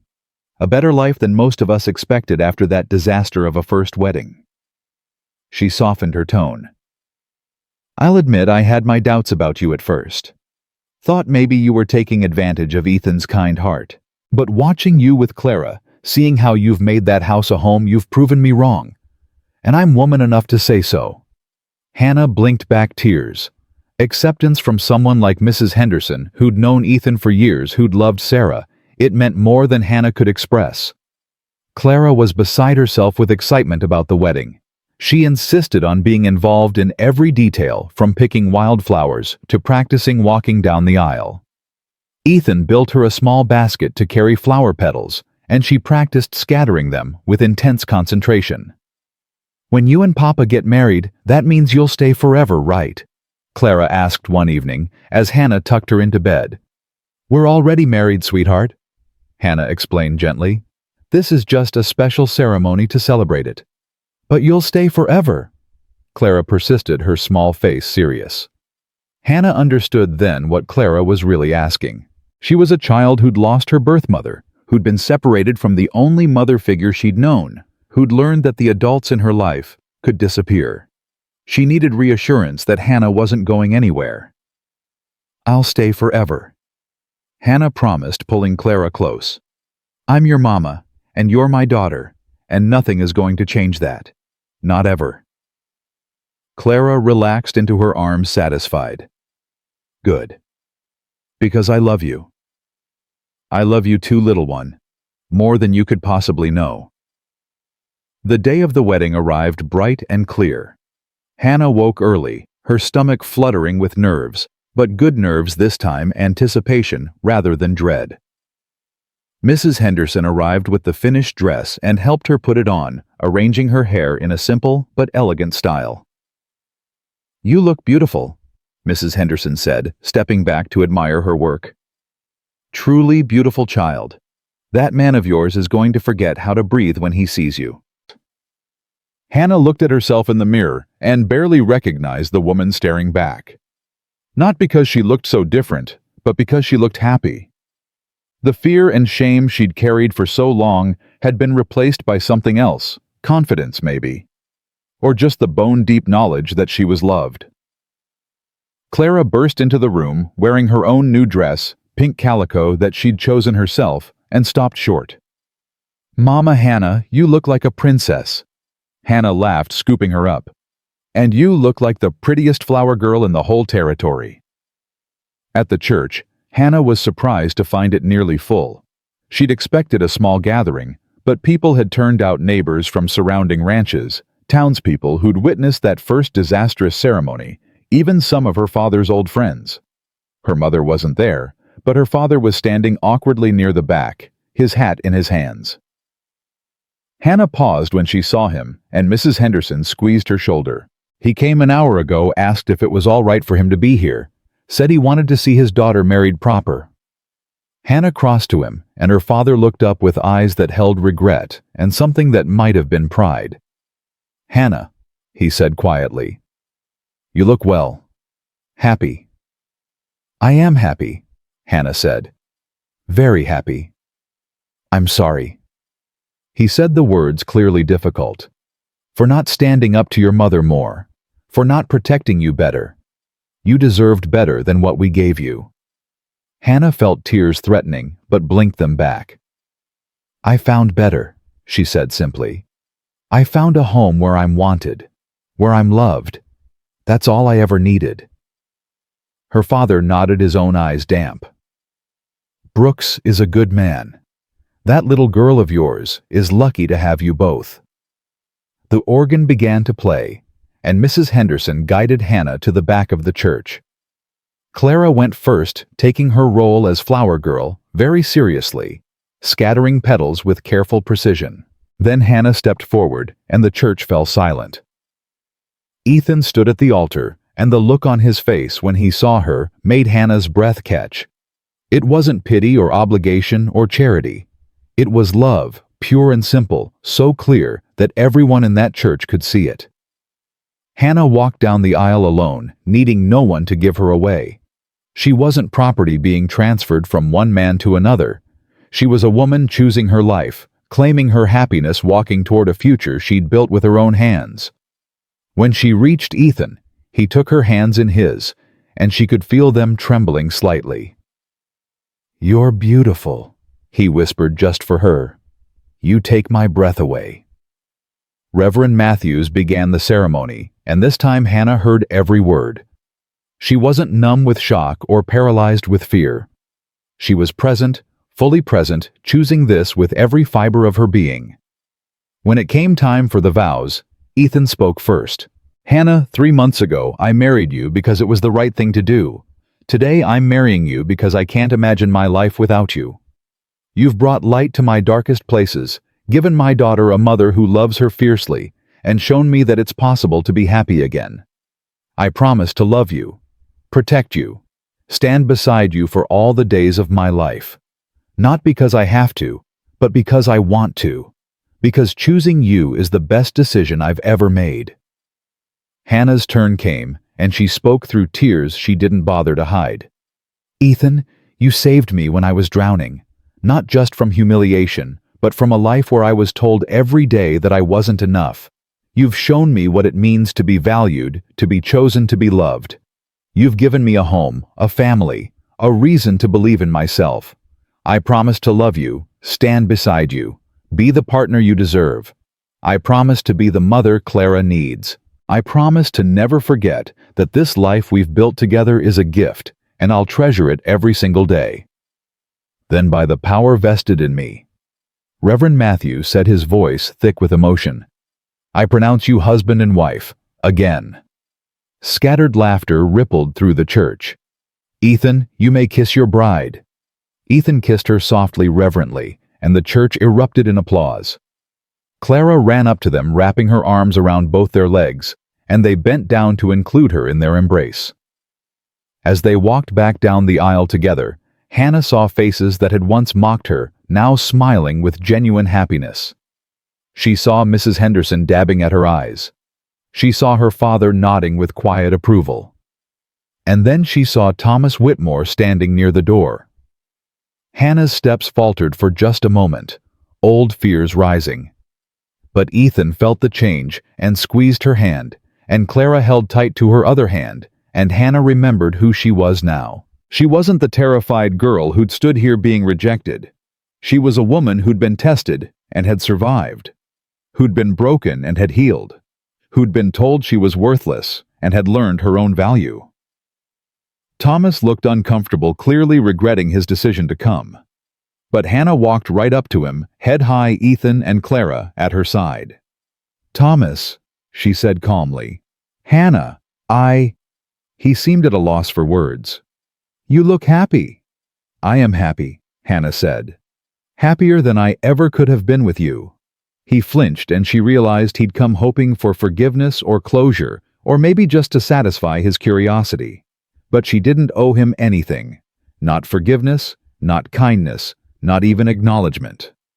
"Goodbye, Thomas," she said, and walked past him into the sunlight without looking back. Outside, the whole town seemed to have turned out.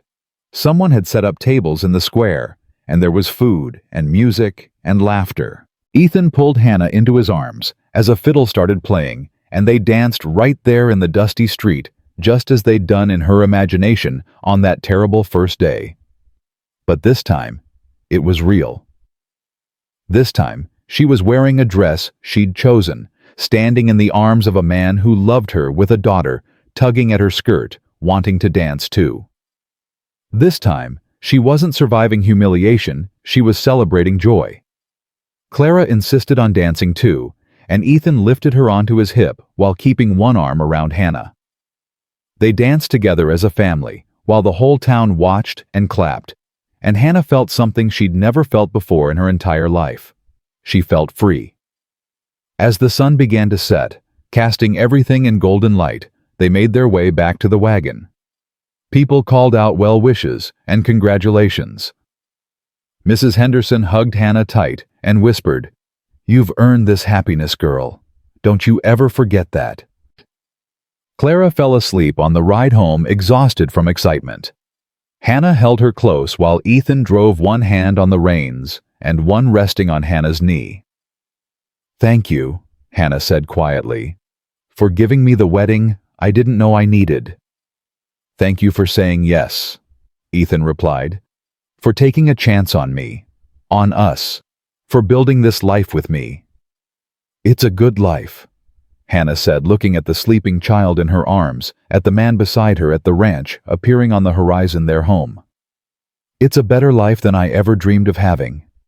When they reached the house, Ethan carried Clara inside, while Hannah stood for a moment on the porch, looking out at the land they worked together, the life they'd built from courage and choice and hope.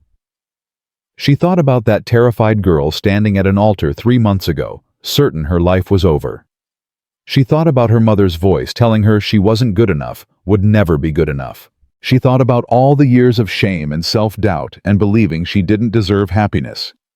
And then, she looked at the life she had now, not the life she'd been forced into, but the one she'd chosen and fought for and built with her own hands. A husband who loved her, not despite who she was, but because of it. A daughter who called her mama, and meant it with her whole heart. A home where she belonged absolutely and without question. Ethan came back out, wrapping his arms around her from behind. "What are you thinking about?" Hannah leaned back against him, feeling safe and loved and valued. "I'm thinking about how I used to measure my worth by what other people thought of me. By my mother's disappointment, by the town's judgment, by whether I fit into the space others thought I should occupy." "And now?" Ethan asked softly.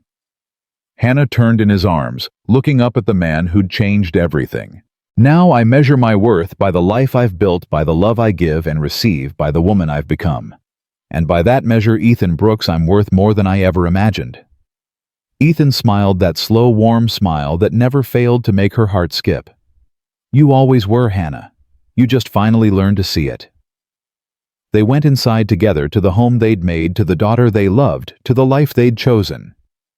And as Hannah closed the door behind them, she knew with absolute certainty that she was exactly where she belonged. She had been rejected at an altar and saved by a stranger. She had been broken down and built back up. She had been told she was worthless and had learned her own value. And through it all, she had survived and grown and become someone stronger than she'd ever thought possible. This was her story, not one of rescue, but of reclamation. Not about being saved, but about learning to save herself. And it was the most beautiful story she could have written.